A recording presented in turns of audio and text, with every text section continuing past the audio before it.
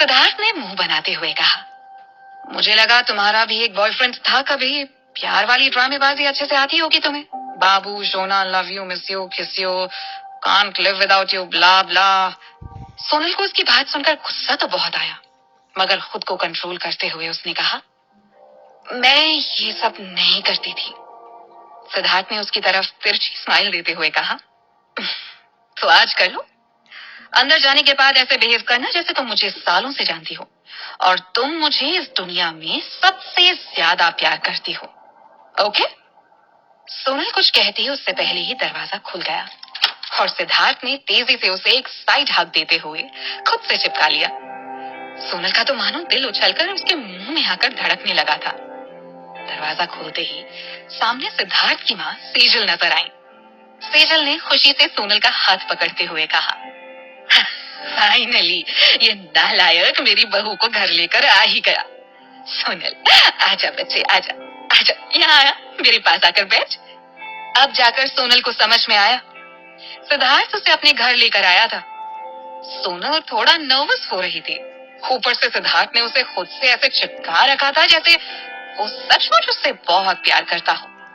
सोनल को इससे थोड़ा ऑकवर्ड फील हो रहा था, मगर सिद्धार्थ के साथ वो अनकंफर्टेबल फील नहीं कर रही थी। एक नामालूम सा एहसास उसे अपने अंदर महसूस हो रहा था। उसे चुप देखकर सिद्धार्थ ने अपने होठों को उसके कानों के करीब लाते हुए धीरे से कहा, क्या कर रही हो तुम?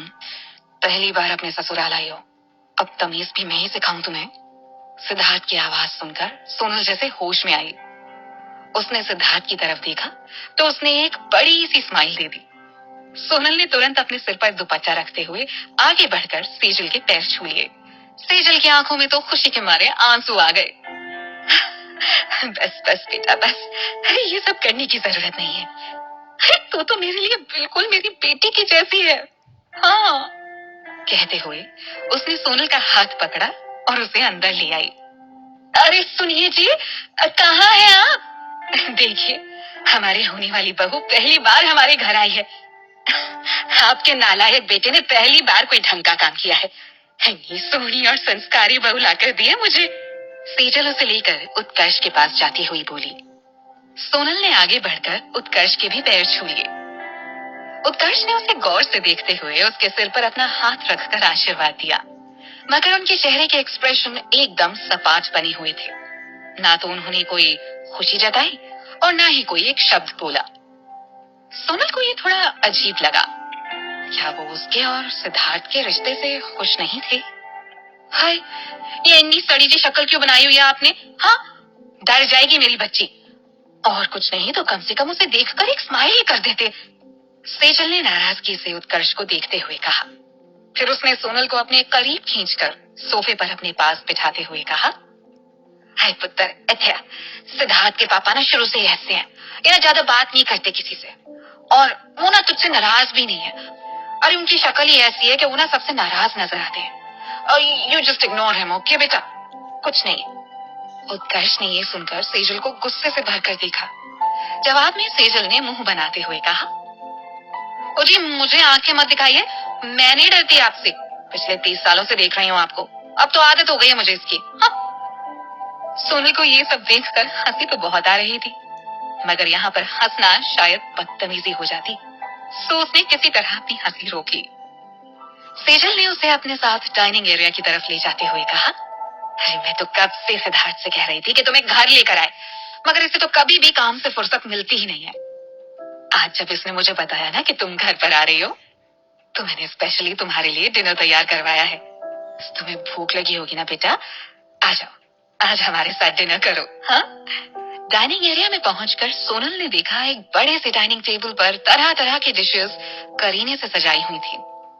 वो टेबल भी इतना बड़ा था कि एक साथ कम से कम 20-25 लोग तो आराम से बैठकर उस पर खा ही सकते थे। सोनल तो ये सोचकर ही हैरान थी कि जब खाने वाले सिर्फ 4 लोग हैं, तब इतना सारा खाना लगवाने की क्या जरूरत थी?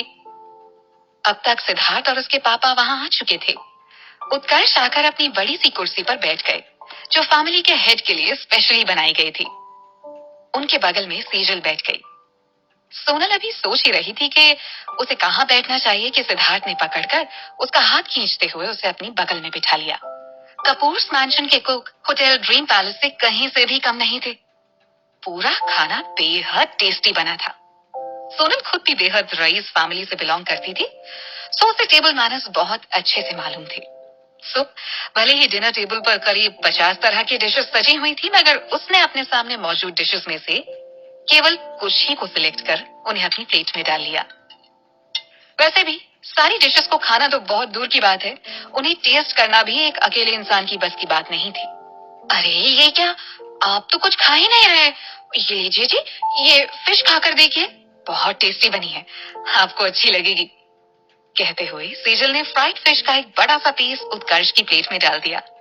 उत्कर्ष ने उस फिश में से अच्छे से सारे कांटे निकाल दिए और उसे सेजल की प्लेट में डाल दिया। सेजल प्यार से मुस्कुरा उठी और चुपचाप वो फिश खाने लगी। सोनल ये सब बड़ी हैरानी से देख रही थी। उन दोनों को देखकर लग रहा था जैसे ये सब तो उनके लिए रोज की बात हो।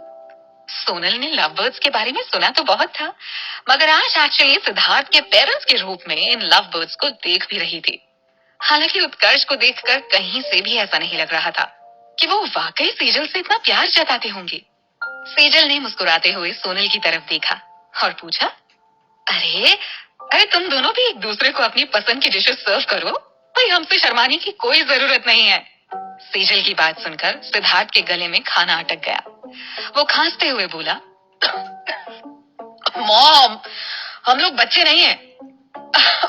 हम लोग अपनी पसंद से खाना खुद ही लेकर खा लेते हैं। ये कहते हुए सिद्धार्थ ने टेबल के नीचे से अपना पैर सोनल के पैर पर दे मारा। सोनल ने हड़बड़ा कर उसकी तरफ देखा। वो उसकी तरफ ही देख रहा था। उसकी आंखों में देखते हुए सोनल को अंदर आने से पहले सिद्धार्थ की कही हुई बात याद आ गई।